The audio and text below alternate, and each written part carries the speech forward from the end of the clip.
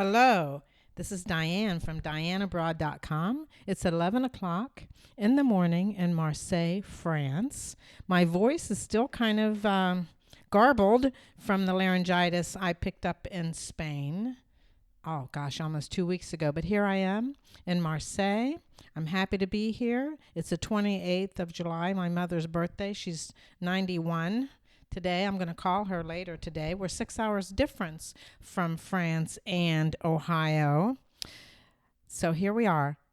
And this is my first podcast in, I don't know, probably 6 weeks. Today, I'm going to talk about Airbnb. It is my most used lodging website. I've been traveling for over a year and a half, and I think I've used Airbnb virtually the whole time. So I know about Airbnb. So today, I'm going to talk to you about my steps I take to rent a spot on Airbnb. Because I don't tour. I don't go to touring companies very often. I mean, sometimes I do, but I stay in Airbnbs. So the first thing I do is now, for example, I'm getting ready to go to Milan, Italy. And so I Google Milan, Italy on the Lonely Planet website because I really like that website. It's everything that you wanted to know about your city. Descriptions, things to do, the weather, the cost per day according to your budget and how much you want to spend, and so on. And the other part I like about all of that is Lonely Planet sometimes will also describe areas in which to stay in those larger cities. So I'm unfamiliar with Milan, and as I go look for an Airbnb, I want to make sure I'm in the right location. In this case, Milan, according to the Lonely Planet, did not talk about at all the areas in which to stay. So the second step, if that's the case and I don't get what I want from Lonely Planet, then I'll Google Milan, Italy, where to stay. And I look at not only the areas in which not to stay, but I also look at the areas in which to stay. And you can find that from TripAdvisor and some of those, those lodging and touristy companies, which I prefer not to go there, simply because sometimes it's too long to access it. But also because I think it's bent toward hotels, and that's not what I want. So sometimes I'll scroll down after I've Googled areas in which to stay in Milan, Italy, and sometimes I'll find bloggers. So I did that with Milan, and I found the areas in which I wanted to stay. It sometimes, you'll find out the upscale areas, the touristy areas, historic districts, the bohemian areas, and all of that, whatever appeals to you. And what appeals to me varies according to where I've just been and what I've just done. So I won't dwell on that. When I know the areas that I want to stay in, I'll check it out on the map. So I'll Google it on a map, and I can see that area. I want to become familiar with where that area is and adjacent to the dot where Milan, Italy is. That's step one. Step number two, after I've looked at a Lonely Planet and I've Googled to find out about areas, I log into Airbnb and I type in the city. I type in the dates. I indicate the kind of room I want to stay in, whether it's an entire home or it's a shared space or a room. And then I will indicate my price range and the amenities. The amenities right off the top for me include Wi-Fi, kitchen, and a washer for clothes. That's all I put in there because I don't want to eliminate other opportunities. So my amenities are only Wi-Fi, kitchen, and washer. Then step 3, I click on search and I watch everything pop up. And I really first look on the right at the map. And as you know, if you've been on Airbnb, when you look at the map, you can see those little icons with the amount per night. that show up on the map. So I look at the map, I find out where it is I want to stay. Actually, this time in Milan, I want to stay in Chinatown, which is very close to the wonderful districts, which I can't pronounce probably online, so forgive me. But I'm looking at to stay at the edge of Chinatown, which is north. It's a little northwest. I prefer to be in northeast. It's a little pricey on that side of town. So anyway, I'm looking at the map. I look at where I know where is Chinatown, and I start clicking on the prices that interest me. That's step 3. And then when I'm looking at the individual apartments or an Airbnb, I look at the pictures. Immediately, I whisk through those pictures. And I personally, now you may be looking for something else, but I personally am interested in having windows and light come into my area. I found over time that that's really important to me. I mean, I've stayed in places without a window. I wanted to shoot myself. How did that happen? So I want light. I want no clutter. You'd be surprised at the clutter. I want a real bed. I mean, even if it's a futon, that's okay, but I'm not interested in a mattress sitting on the floor.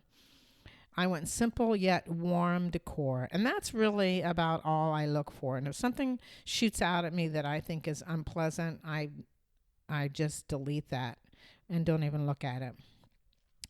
I go to each of those apartments. I click on that icon. I read the entire page, including all the reviews, unless they're like hundreds of reviews. But I read all the reviews looking for problems or looking for the good news. I also check the amenities that are listed under that page to make sure that it says Wi-Fi, kitchen, and washer. And then I'll look for other things. Now, let me digress. For example, if I looked in the pictures and I saw lots of steps, lots of stairs, or the description had lots of steps or stairs, I want to make sure there's an elevator or that I'm capable of traversing those stairs with my tennis racket, with my with my guitar and my medium-sized suitcase. So I look at the amenities. I would like to have a hairdryer. It's not extremely important. I don't care anything about a TV. So I just look for those things that are important to me. I also checked on this page for the apartment the cancellation policy. Now, in the beginning, I would only stay in apartments that had, kind of a really open cancellation policy. You could cancel within 24 hours of the start date without a fee. And I've avoided the strict policy for Airbnb. And the strict policy is that, say for today, the 28th of July, at 11 a.m., if I agreed to rent and I paid my fee to rent and it's 11:04, oh my gosh, what, at 11:05 I decided that wasn't good and I reserved a space under the strict cancellation policy, I'm already 50% in the hole because they'll keep 50% of your money. So there was a time I never did that strict policy, but I have done it when I know for a fact that nothing's going to interfere. So, again, I look for the pictures. I look for light, no clutter. I look for a real bed. I look for simple yet warm decor. I read the entire page, including the reviews. I check the amenities. I check the cancellation policies. And then if it's good, I add it to my wish list, and I keep searching until I am finished or feel good about what I have on my wish list. Step 5, I go back to my wish list and begin reviewing my decisions, why I liked it, and I start narrowing down. Sometimes I'll have 3 or 4 places, and I write to the host. The first thing I do is introduce myself. Now, even though I have a profile on Airbnb and the hosts can always check my profile, I just say that I'm a solo traveler and I've been traveling with Airbnb for a long time. And I've been staying with Airbnbs for a long time. And then I'm traveling, in this case, from from Marseille to Milan by train. I say in glowing and realistic terms what I liked about the apartment. It had good light. I love the decor. I love the location. I like what she's done in the bathroom or he's done in the decor in the kitchen and so forth. I also ask about things that are important to me, even if in the description the host has spoken to those things. For example, Wi-Fi is my number one important amenity. Let me digress on that. In the past, when I've seen it has internet Wi-Fi, I just trusted that. But I was burnt twice. Once, when I was in Florence, Italy, I stayed in this lovely, lovely old apartment that was just right out of a magazine, and an old magazine. And it said it had Wi-Fi. Well, I got it on Wi-Fi in the morning and it was good for an hour and I couldn't get Wi-Fi. Well, ultimately, the next day, I contacted the host and she said, "Oh, you only have Wi-Fi for an hour." Well, I'm afraid she did not get good reviews from me because I went back and read the description of this apartment and it didn't say Wi-Fi for only an hour. That was number one experience I had. I also went to San Sebastian, Spain, way up in the corner by France, and I couldn't get Wi-Fi, and the host there said, "Oh, well, Wi-Fi isn't good during the high season." Well, I looked back at the description of the apartment and it didn't say that, so she got a bad review too. The good news is now I know to check for Wi-Fi, and I explain I'm a writer. It's extremely important to me that I have high-quality Wi-Fi most of the day, and if that is not the case, please be clear to me that it is not the case. That's number one I ask about when I'm writing to my host. The other thing I ask about is transportation, even if it's mentioned in the description. I will ask about how close it is to the airport or how close it is to the train station. I want to know if I can get a taxi or is there public transportation. And if there is public transportation, I ask in a warm and friendly way details about that public transportation. That is, how often, what bus or what tram or what subway, what time, how long it takes, and so forth. Then the third item, Wi-Fi, transportation, and then the third item, anything that might have jumped out at me. For example, if I saw stairs and yet there was no mention of an elevator, I would ask about that.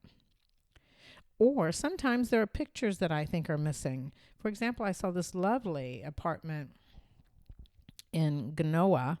Is that how you pronounce it? All my friends are telling me my mispronunciation, so forgive me.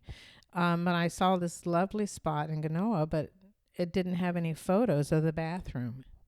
And it didn't have any photos of the view from inside the apartment out the window, which is important to me. So sometimes I'll ask for photos. And then I wait, and we'll see. So let me explain so far what I've done. I've said when I go to Airbnb, first I Google Lonely Planet and I find out a lot of information. Then I go to Airbnb with an eye to where I want to be in the city. And I look at the dates and the amenities and I say I want an entire house. That's what I want. You may want something different. And then I look closely at the map and find my area and my price, and then move on. I look at the pictures and the reviews, and I check again the amenities and the cancellation policies before I write to the host. I'm going to say one couple of other little things. One of the things that I have learned is that some people do ask for a discount rate for Airbnb. I mean, when they write to the host, they'll ask if they can give them a break. I've never done that. I don't know why I haven't done that. But one trick I do, and that is, this is what I did in Florence. This is what I did in Lucca, Italy. I went to Lucca, Italy, and as I looked on the page, on the apartment page on Airbnb, I clicked on calendar, and I saw that the calendar was open for the whole month and I wanted to be there for a week, but it was open for the whole month. I hadn't been to Lucca, heard good things about Lucca. I loved this apartment, but I wasn't willing to rent it for a month because I thought I may not like it. Furthermore, if it's not rented at all for that whole month, that may say something bad about the place. So in this case with Lucca, I rented the apartment for a week, and then I got there and it was magnificent. Perfect location, 600-year-old nunnery, the original brick cove ceilings overlooking Lucca at the second level down at the beautiful shops. It was just like out of a movie. So after 2 or 3 days, I contacted my host offline, not on Airbnb, and I said, I love it. Can I stay 3 more weeks? And he said yes. And I said, can I stay 3 more weeks and work with you directly rather than going through Airbnb? And he said yes. And so we came up with a good deal. And so that's what I've done. Because sometimes it's a week and the calendar is open. I want to stay for a week, and I'll wait and see. That's happening to me right now. I'm going to this little Italian city. I don't even know how to pronounce it. Anyway, I'll write it down on my blog. And it's a little village. It's so small I can't even find the population, but it's in a beautiful area, and I'm staying in a B&B. And excuse me. And it's open for the whole month of August, but I'm getting there the 1st of August. So if I like it, I might stay a little bit longer. But ultimately, I'm going to Milan. We're leaving Milan on the 22nd of August, going back to Kosovo, Pristina, Kosovo, where I'm doing my consulting work for the American University of Kosovo. This is Diann from diannabroad.com. I hope that you enjoyed this podcast, and I hope that you will tell me what you think. I hope you've learned something about it. Tell me what else you want to know about Airbnbs, and I look forward to seeing you on the podcast next time.